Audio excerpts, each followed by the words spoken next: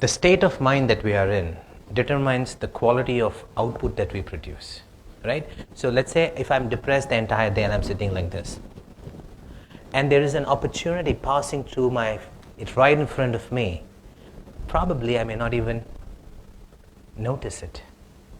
So the state of mind, the state of your neurology at that point is very important to do anything.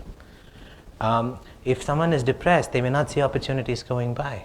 I've spoken to people who have done such stupid things in their life, and when you ask them why did you do it, they would say I was angry. So state of mind has a direct connection to what you can do and what you cannot do. And sometimes when people are going through a challenge and they want to overcome it, if they're stuck in that problem, if the way the problem makes them feel is bad, they're not using the full resources of their neurology. So in those situations, helping them, teaching them how to disassociate will give them the ability to be in peak performance. So it's not directly connected, but it's connected to the state of mind. And I believe if you can get into better states of mind, you can do better things. So yes, there is the larger picture, there is a connection.